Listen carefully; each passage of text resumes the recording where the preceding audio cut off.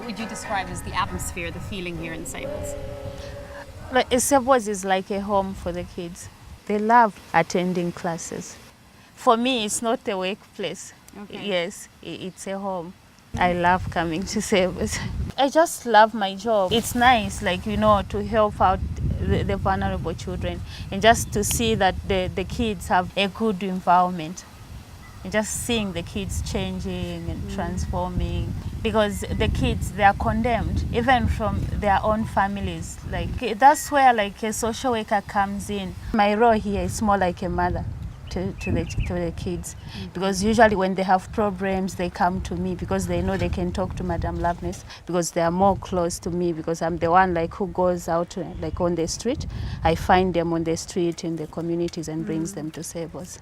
Because of HIV AIDS, like most kids like lost their parents, and as a result you find that young parents are dying and leaving out grandmothers, grandfathers to look after the children. Like grandmothers find that they are not in any employment, they are not working. As a result, they send the kids to go into town, like to beg or to sell, in order to raise money like for the family. For the boys, they sell plastic bags. Okay. Yes, they sell plastic bags and they beg and they sniff Bostik, which is glue. They sniff it and makes them drunk. Yes, then for the girls, also the girls, they beg and they sell water. You find that they have bags on their heads selling water. You find a kid on the street, you bring them to Sebos, then you talk to their guardians, you say this, like a kid has to be in school. It's very hard, in fact, to convince them.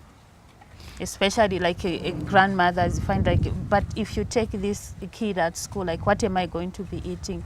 Because this kid is the one who's like bringing in food in the family.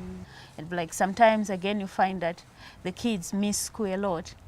You find that they are not in school, maybe they're only in school maybe two days in a week, and like you have to go back there again to find out why they are not coming to school. Sometimes you find that they are in town, you meet them in town, you convince them again to come to school. Yeah, it's very difficult.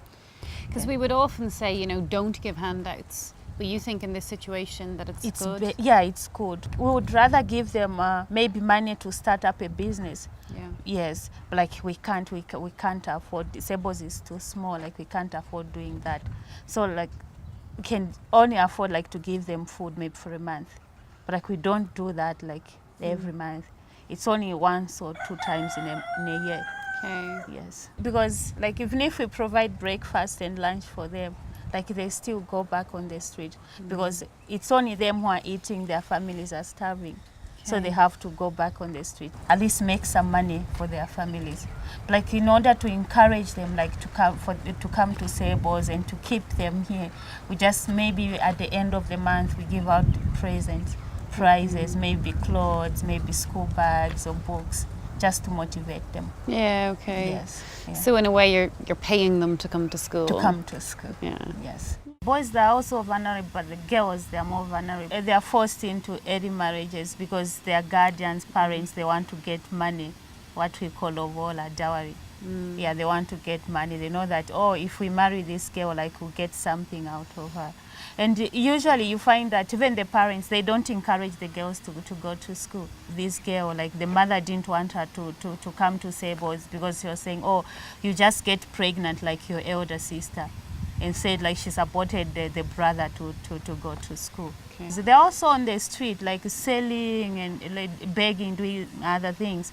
But like again, like if you go to Makuluru where you went to this morning, maybe in the evenings, like there are bars, pubs, there shabin and the like, you find girls they are doing prostitution. Yeah. Okay. Yes, like girls like as young as maybe 14, 16. Wow. Yeah. Like there was a girl, she used to be here in Sebos. Like she stopped coming to Sebos and she was doing prostitution. But like she just got raped. She was 14. She got raped and now she has a baby, 4 months old. Wow. In future, like Sebos would love to open up a shelter for girls. So like we would love to do that even now, but like we don't have the resources to do that. But maybe in future. And what's the biggest problem, the biggest challenge you face when you're trying in the communities to get these children in? How do you decide which child is most in need? Yes. Yeah. So like the first step is find the kids on the street. Then I visit their homes. Yes, just to assess like the situation, if the kid is really vulnerable, because otherwise if someone just comes to say, oh, like I want my child to start coming to save us, maybe like they just want free things. Doing like family assessment is very important. Like the boy you went to visit today, when the parents died, he went to live with his grandparents. Then his grandparents died and he had no option. Then he went to live with his uncle and his auntie. I remember him telling me that like he was living with the grandmother, and the grandmother was really sick, and like she just died in the house, and he didn't know. He thought maybe she was just asleep. Wow. Until like after about 2 days he couldn't like get up. That's when like he went to the neighbors to ask for help. Wow. He didn't know. Yeah. And so then what does he turn to? Where does he go after that? For him, he ended up on the street. Yes, he was on the street when we found him. See, what's the Zambian policy, or even what's your opinion? Is it better to keep children in some sort of family environment, or is it better to have them housed here at Sables? Especially the orphans, like it's better to keep him in Sables. Yes, because you find that you say, okay, you live with your auntie, but like they have complaints like, oh, my auntie mistreating me, my auntie is doing this and this, no wonder I'm on the streets. But like once we like ask him to visit his family, you find that he ends up on the street. Okay. Because the auntie sends him like to go into town to beg. But when he's here, he's okay. He's a bright boy. But are there situations where the aunties do look after the children and they are in a loving home? Yes. Some they do, but they can't just like afford like to support them, because see, to me like the auntie, her own children plus the dependents. So yeah, and they have no jobs, because like there are too many kids in that household. Maybe Sables might take 1 or 2 kids just to help them, to then provide education for them, then provide food, clothing, and yeah.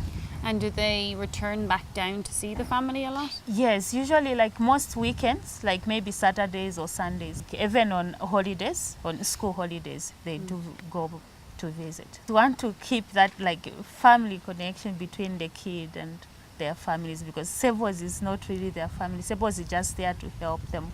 So it's very important that they keep like visiting their families. Yes. The kids coming to Sables, like they have a better chance of living a better life in future, because when they come to Sables, they are assured of at least finishing school. Okay. Yes, because from Sables we transfer them to Shitima. Then Shitima will help them until like they go to college and they start working. It must be a rare thing that a child who's a street kid ends up with a university education. It's rare, but it happens. There are kids now like who are at college. Some are working in these big companies. Like they finished school, they went to college, and they're working. They're doing fine. They do make it. It's really nice, like to see like a boy changing. Like it's like a mother like seeing their kids doing well.